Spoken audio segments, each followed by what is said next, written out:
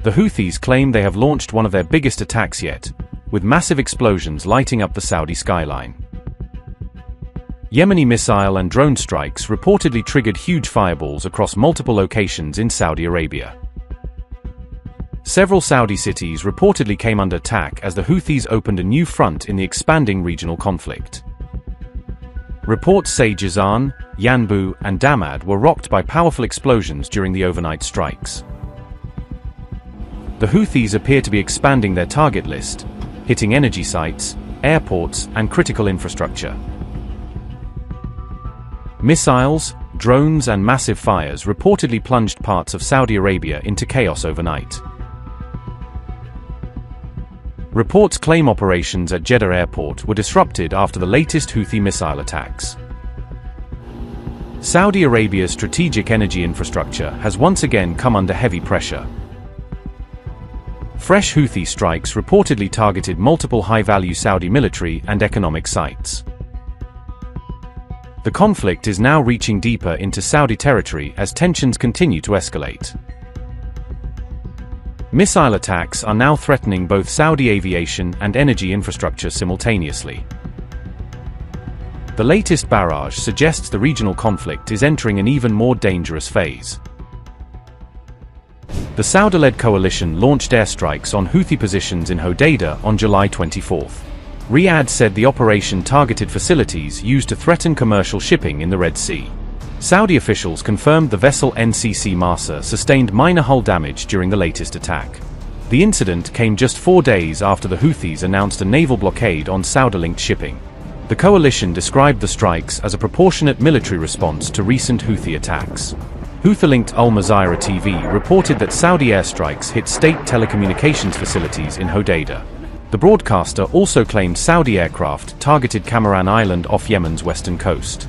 Saudi officials insisted that Hodeidah port itself was not among the targets.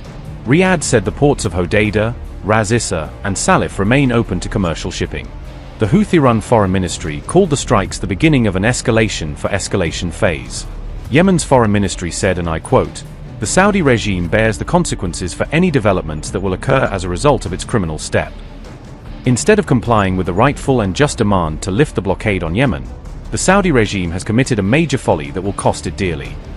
By targeting al-Hodeidah Governorate, the equation of escalation with escalation will be the title of the next phase, unquote. The Houthis blamed Saudi Arabia for any consequences arising from the latest military operation. The renewed fighting follows the Houthis' declaration of a naval blockade targeting Saudi-linked shipping. Meanwhile, the United States and Saudi Arabia have announced a landmark civilian nuclear cooperation agreement. The United States and Saudi Arabia announced a historic civilian nuclear cooperation agreement on July 22.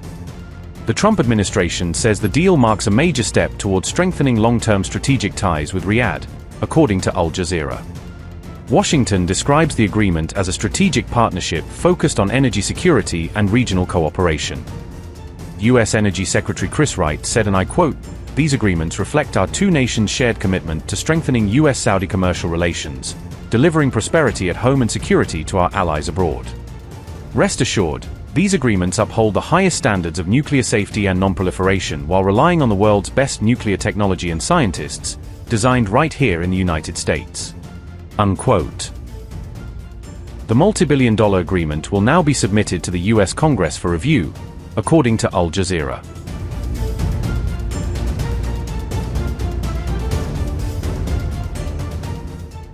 American companies are expected to provide Saudi Arabia with advanced civilian nuclear technology under the agreement. The partnership is structured under Section 123 agreement of the U.S. Atomic Energy Act. Officials say the pact also includes safeguards designed to ensure peaceful civilian nuclear cooperation.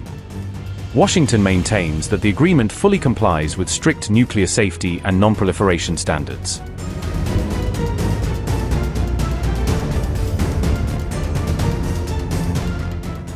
Reports suggest the agreement could eventually allow Saudi Arabia to enrich uranium on its own soil.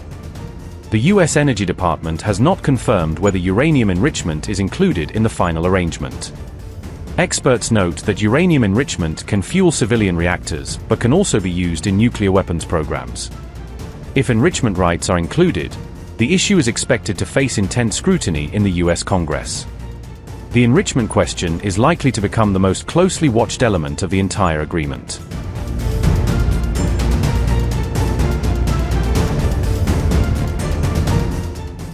The agreement comes as military confrontation between the United States and Iran continues to escalate.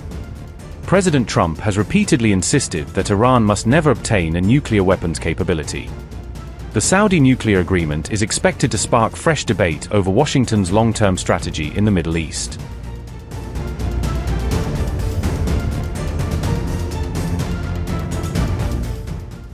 President Donald Trump has approved a landmark 30-year civil nuclear cooperation agreement with Saudi Arabia, according to an AP report. The proposed agreement could allow Saudi Arabia to develop a domestic uranium enrichment capability for its civilian nuclear energy program. Reports said the deal would place American companies at the center of Saudi Arabia's long-term nuclear development efforts.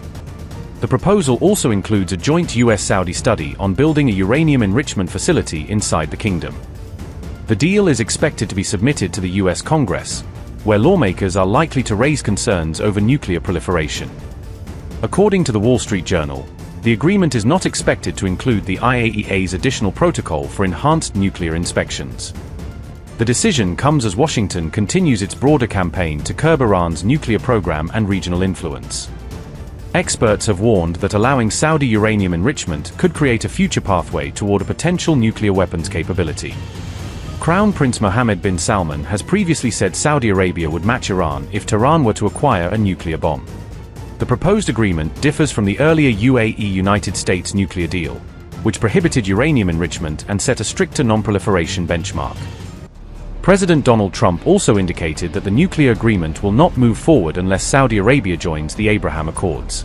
No, nobody got out ahead. I mean, I just say that in order to do it, they have to be a member of the Abraham Accords, which have been very successful. But it's time now that they do it. They and others didn't want to do it because of the problem that they had with Iran. You don't have that problem anymore. You don't have a great power there anymore. You have a problem, but the problem is disappearing day by day. They were the bully of the Middle East. They were not going to be that much of a bully anymore. They'll probably, I think, instinctively want to be. But you don't have the same problem that you would have had 4 or 5 months ago before they had no navy, no military, no anti-aircraft, no leaders. I mean, their leaders are gone.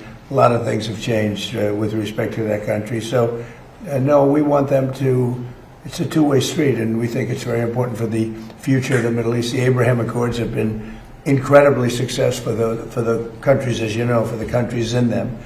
And I think it's very important. So, you know, at some point they'll join and they'll do their civil, it's true, I echo it civil nuclear, but that's what it is. No enrichment, it's civil nuclear. Quick question about Iran. Big trouble. It was being laughed at all over the world. We have the hottest country. Well, we didn't talk about it, but it was always understood, and Chris knew, and Saudi Arabia knew, that if they didn't join the Abraham Accords, the deal's not, I'm not going to do the deal. So then why did you sign it? Senator John... Because they understood that in order, you know, subject to Congress and everything else, in order for that deal to go through, they had to sign into the Abraham Accords. And they've had great success. The Abraham Accords have been very successful. But in order to do that, we wanted them, we want them in. We think it's very good. We think the Abraham Accords bring peace in the Middle East. And now there's no longer an Iran factor.